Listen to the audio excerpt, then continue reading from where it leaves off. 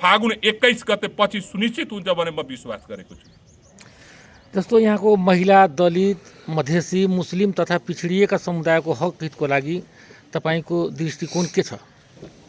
यहाँ हाम्रो महिला, दलित छ, पिछडिएको छ, हाम्रो मुस्लिम समुदायको पनि जनसङ्ख्या नेपाल रौतहटमा धेरै छन् हैन। जस्तो हाम्रो नेपाली काङ्ग्रेस पार्टीले भर्खर हाम्रो दलितबाट हाम्रो आदरणीय नेता धर्मेन्द्र पासवानजीलाई राष्ट्रिय सभाको उम्मेदवार बनाउनु भएको छ।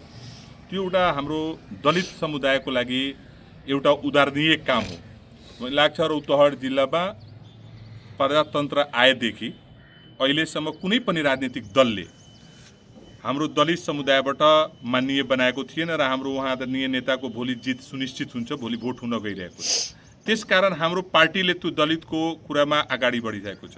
हाम्रो शेरबहादुर दाइले नै अगाडि नै दलितको बारेमा हाम्रो त्यो आगो नै बनाएर अगाडि बढाउनु भएको थियो। र यो मुस्लिमको जुन छ या पिछडिएको छ या दलित साथीहरू छ, त्यो नाराले होइन, मैले पहिला पनि भने कि हामी चेतना रूपले पछाडि छौँ र त्यो चेतना हामीसँग किन छैन, किनभने हामी शिक्षामा कमजोर छौँ। त्यो जुन अल्पसङ्ख्यक दलित छ, महिला छ या तपाईँको त्यो अरू समुदायको जुन पिछडिएको छ, उहाँहरूलाई हामीले फर्स्टमा एउटा निश्चित क्राइटेरिया बनाएर उहाँले शिक्षित कसरी हुन सक्नुहुन्छ, उहाँले हामीलाई कसरी तपाईँ एउटा सानो व्यापारको रूपमा स्थापित गर्न सक्छौँ, त्यो कसरी उहाँले हामीले सानो सानो रोजगार उहाँलाई इन्भल्भ गराउन सक्छौँ, त्यस्तो समुदायहरूलाई शिक्षित गरेर साक्षर बनाएर। जस्तो म तपाईँले एउटा कुरा भन्छु, हाम्रो मध्य प्रदेशको मुख्यमन्त्रीजी नियुक्ति हुँदाखेरि उहाँलाई म बधाई दिने बेलामा तपाईँले हेर्नुभयो होला, मैले के बोलेछु, उहाँले मेरो भनेछु तपाईँले बधाई छ, तर मधेसलाई साक्षर बनाउनुहोस्, साक्षर अभियान चलाउनु। र त्यो अभियान हाम्रो शिक्षा मन्त्रीजी, मधेस सरकारको शिक्षा मन्त्रीजी सुरु गरिसक्नु भएको छ। त त्यो साक्षर अभियानसँगै त्यसमा मेरो पनि केही कुराहरू म भनेको थिएँ उहाँलाई। त त्यसरी यो जुन हाम्रो जुन भन्नुभयो मुस्लिम या दलित या पिछडिएको वर्गहरू छन् या महिला साथीहरू हुन्छन्, उहाँहरूलाई, हाम्रो आमा दिदीहरूलाई सबैलाई एउटा साक्षर अभियानमा शिक्षित गरेर उहाँलाई सानो जुन हामी उद्योग भन्छौँ त्यो उद्योगमा इन्भल्भ गराएर सानो सानो व्यवसायको क्रिएसन गरेर उहाँले अगाडि बढाउनुपर्छ भन्ने मेरो धारणा हो। अब जस्तो कि अहिले खास गरेर यो रौतहट चाहे मधेसमै सामाजिक सद्भावको कुरा उठिरहेछ, आपसी सहकार्यलाई चाहिँ मजबुत बनाउने कुराहरू उठिरहेको छ। यसमा तपाईँको भूमिका के हुनेछ?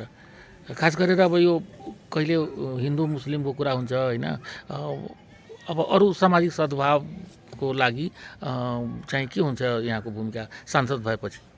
जसरी मैले तपाईँलाई भने कि रुल अफ ल भने, विधिको शासन भने, नो करप्सन भने होइन, भन्नाले करप्सनमा जिरो टलरेन्स भन्छ होइन। त्यस्तै मेरो के हुन्छ, रिलिजनमा पनि जिरो टलरेन्स भन्नाले सहिष्णुता, हामीले धार्मिक सहिष्णुता हुनुपर्छ। किनभने सङ्घीय लोकतान्त्रिक देशमा जुन पनि धर्मको, जुन पनि जातको व्यक्ति भए पनि, नागरिक भए पनि सबैको अधिकार हाम्रो नेपालको संविधानले बराबर दिएको छ। र यो म तपाईँलाई भन्न चाहन्छु कि यसरी जुन समस्याहरू उठिरहेको छ त्यो कहीँ न कहीँ शिक्षा र जनचेतनाको अभावले भइरहेको छ। हामीले, म भन्न चाहन्छु, एउटा दलितको रगत र एउटा हाम्रो बाहुनको रगत राकाटो हुन्छ भने रातो नै आउँछ। कसैको बी पोजिटिभ होला भने त्यो बी पोजिटिभ त्यति बेला बेडमा हामीहरू हुँदाखेरि, एउटा क्षेत्री हो या बाहुन हो या पटेल हो या यादव हो, बेडमा हुँदाखेरि यदि रगत नपाइरहेको बेला त्यो दलितको रगतलाई भन्दैन कि म लिदिनँ, त्यति बेला त्यही रगत बडा राम्रो लाग्छ, किनभने बाँच्नु पर्ने हुन्छ। तर सँगै खानै खाँदाखेरि त्यति बेला के लाग्छ कि होइन, त्यो फलानो जातमा, त्यो चिलानो जात, त्यो फलानो धर्म भनेर जुन कहिले काहीँ जुन राजनीतिक दलहरूले, कुनै व्यक्तिहरूले, कुनै लिडरहरूले जुन धर्म भड्काउने काम गर्छ, जुन जातीय दङ्गा गरेको हुन्छ, त्यो भनेको जुन जातीय कुरा गर्छ या धर्म कुरा गर्छ, त्यो भनेको त्यो हाम्रो समाजको लागि पोइजन हो। किनभने त्यो पोइजनले उसले आफूले त कुर्सीमा जान्छ तर समाजमा समृद्धि हुन सक्दैन, समाजलाई शान्ति बनाउन सक्दैन, समाजलाई सजन बनाउन सक्दैन। समाजलाई एउटा सुसंस्कृत समाजको निर्माण हुन सक्दैन तसर्थ त्यस्तो नेतृत्वबाट वञ्चित भएर त्यस्तो नेतृत्वबाट हामी पाठ सिकेर स्पष्ट रूपमा भन्छौँ कि सबै नेपालीको रगत एउटै छौँ। हामी भन्नारा दिएछौँ हाम्रो राष्ट्रिय गानमा 100 थुङ्गा फुलका हामी भनेको यो त एउटै फुलका थुङ्गा हामी फुल एउटै थुङ्गाका फुल हौँ। त्यो जुन जात भए पनि हाम्रो पृथ्वीनारायण शाहले पनि भनेको छ हामी 4 वन र 36 जातको फुलबारी हो नेपाल। त यस कारण यो के छ भने त्यसमा म भन्न चाहन्छु यो जातीय द्वन्द्व यो धार्मिक कुरा कोही निडरले उठाउँछ यो भनेको फेरि मैले रिपिट गरेँ यो हाम्रो समाज निर्माणको लागि हाम्रो समाजमा सुसंस्कृत समाज बनाउनको लागि यो शान्ति समाज निर्माण गर्नको लागि त्यो एउटा भनेको पोइजनको काम हो।